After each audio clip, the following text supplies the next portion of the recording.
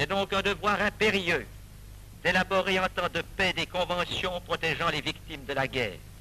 Reconnaître ce devoir ne signifie pas que nous ne souhaitions pas ardemment que la guerre puisse être définitivement éliminée du destin de tous les peuples.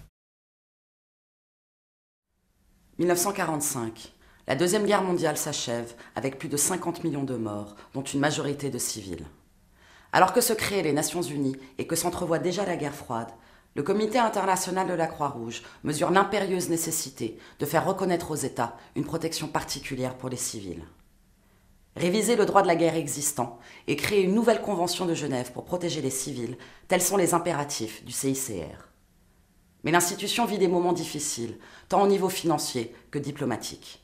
Une situation aggravée par les relations tendues avec l'un des grands vainqueurs de la Deuxième Guerre mondiale, l'Union soviétique.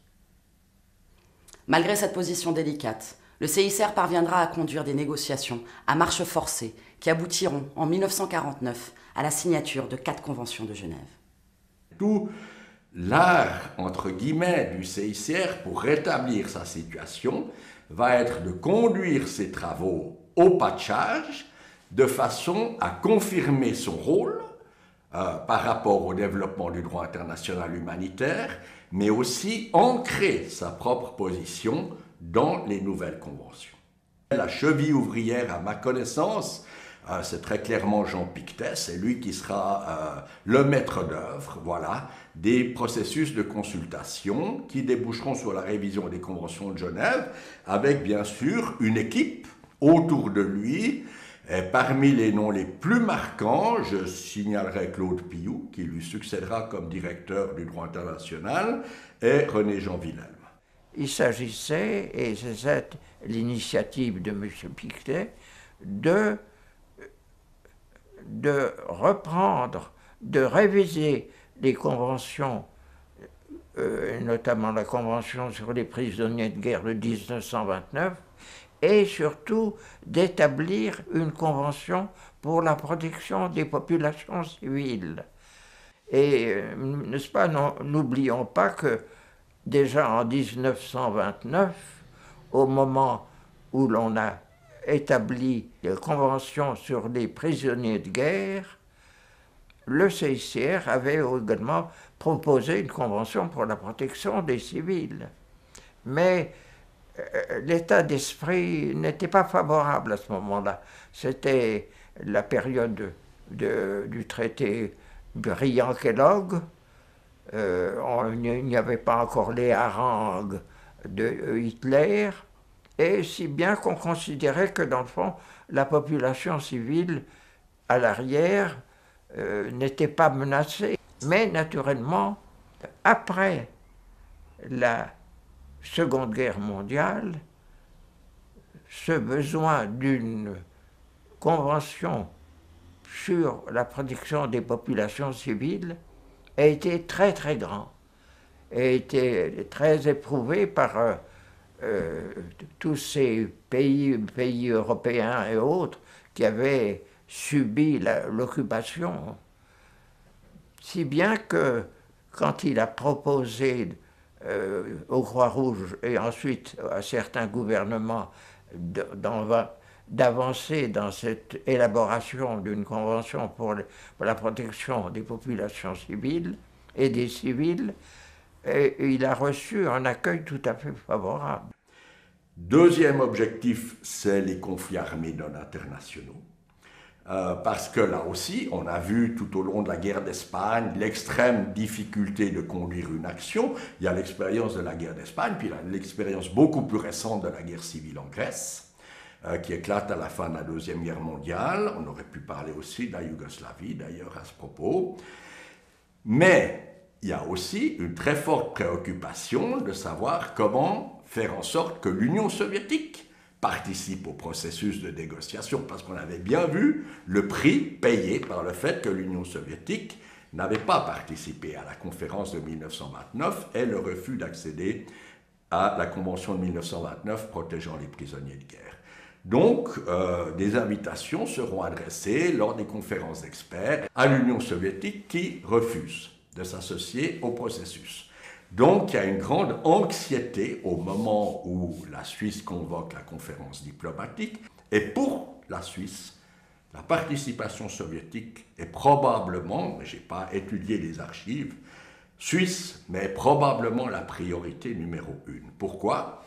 Parce que la Suisse doit rétablir ses propres relations avec l'Union soviétique, qui ont été détestables pendant l'entre-deux-guerres et pendant la guerre mondiale. Et puis la Suisse est convaincue qu'un traité auquel l'Union soviétique ne participerait pas, en cas de guerre mondiale, sera un traité inopérant. Donc la Suisse est prête à faire le choix que si elle doit choisir entre la représentation soviétique et la participation du CICR en tant qu'expert à la conférence diplomatique, elle privilégiera la participation soviétique. Donc le CICR va se trouver dans la situation, dans la dernière ligne droite, d'avoir fait tout le travail de préparation en vue d'une... et rédiger les projets qui serviront de base aux délibérations, sans aucune certitude qu'il pourra prendre part à la conférence en qualité d'expert pour expliquer, défendre ses projets. D'après le témoignage de gens qui ont participé à cette négociation, ce qui n'est évidemment pas mon cas, la chose s'est résolue lors du cocktail, la veille de la cérémonie d'ouverture, et c'est à ce moment-là que les soviétiques sont sortis de leur silence et ont dit aux Suisses « Nous participerons, nous serons là demain, même si le CICR est dans la salle ». La conférence diplomatique se tient à Genève du 21 avril au 12 août 1949 et réunit les représentants de 64 pays, soit presque tous les États du monde. Le CICR y défend ses textes. Après 4 mois de négociations, l'acte final de la conférence est signé le 12 août 1949. Le résultat est inespéré. 4 conventions protègent désormais les gens dans la guerre.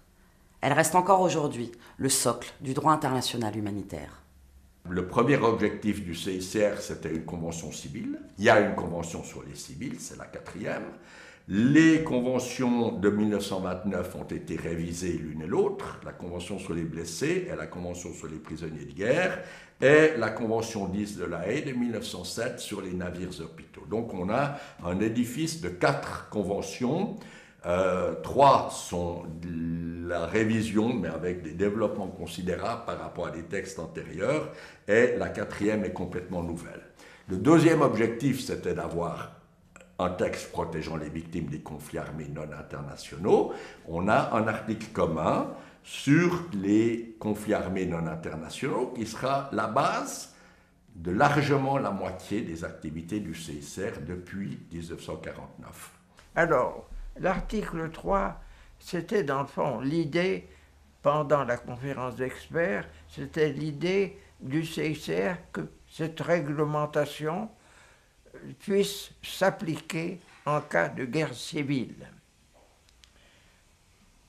Alors, au moment de la conférence de 1949, il y a une commission spéciale qui s'est occupée de ça et se disait, mais quelle intensité faut-il prévoir de guerre civile pour qu'on puisse prévoir des règles qui s'appliquent?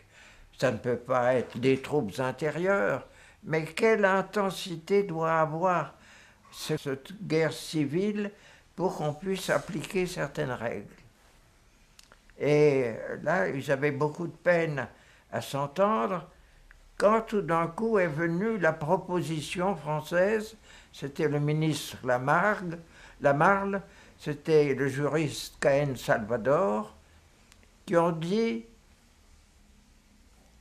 il n'y a plus besoin de fixer l'intensité, il suffit de prévoir que certaines règles sont appliquées en cas de conflit non international. Le texte, c'est celui-ci, en cas de conflit non international surgissant sur le territoire d'une autre partie contractante, chaque partie au conflit devra appliquer un minimum de règles C'était en somme les droits de l'homme, le minimum des droits de l'homme pour ceux qui sont mis hors de combat. Cet article comportait aussi deux éléments extrêmement importants qui vont très au-delà de cela. D'une part, en prévoyant l'intervention d'un organisme humanitaire impartial tel que le Comité international, donc ça donnait une légitimité au CICR pour agir dans toutes ces situations. Et puis d'autre part, l'article dit bien « Les parties au conflit s'efforceront d'autre part de mettre en vigueur par voie d'accords spéciaux tout ou partie des autres dispositions de la présente convention ». Donc en vérité, l'article 3, ça fixe un cadre minimum ou un ensemble de règles minimales qui doivent être appliquées dans tous les conflits armés non internationaux.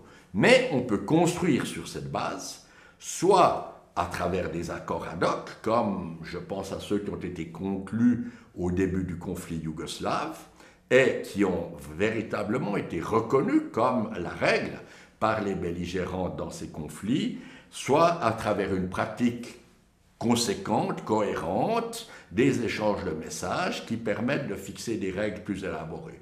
Je préciserai que, également dans de nombreux cas de conflits armés non internationaux, le CICR s'est en fait référé aux dispositions de l'ensemble des conventions sans que ça ait été contesté. Le Comité international de la Croix-Rouge, je dirais dès 1949, dès l'adoption des 4 conventions, même si on a ouvert des bouteilles de champagne, certainement, parce que c'était un succès inespéré au moment où le CICR aborde la conférence de 49, il ne pouvait pas rêver d'avoir des textes aussi complets et que les États acceptent des engagements aussi précis que ceux qui sont consignés dans les conventions de 49. En vérité, il fallait le traumatisme effroyable de la Deuxième Guerre mondiale pour amener les États à se dire « jamais plus », pour adopter des règles qui, malgré tout, leur liaient les mains par rapport à l'avenir. Dans le même temps, le CICR est très lucide sur le fait que la protection des populations civiles contre les effets des hostilités n'a pas été restaurée, sur le fait que le principe général de l'immunité des populations civiles contre les effets des hostilités a été très gravement piétiné pendant la Deuxième Guerre mondiale et que l'autorité de ce principe n'a pas été rétablie ni par le tribunal de Nuremberg ni par les conventions de 1949. Je parlerai de ce que j'ai appelé le silence de Nuremberg, c'est-à-dire que à Nuremberg, il n'y a eu aucune condamnation pour des bombardements indiscriminés. Et pourtant, les Allemands en ont fait, Coventry et les bombes volantes et d'autres. Mais on devait arriver à ce que le bombardement, l'attaque, disons, délibérée des populations civiles soit absolument prohibée.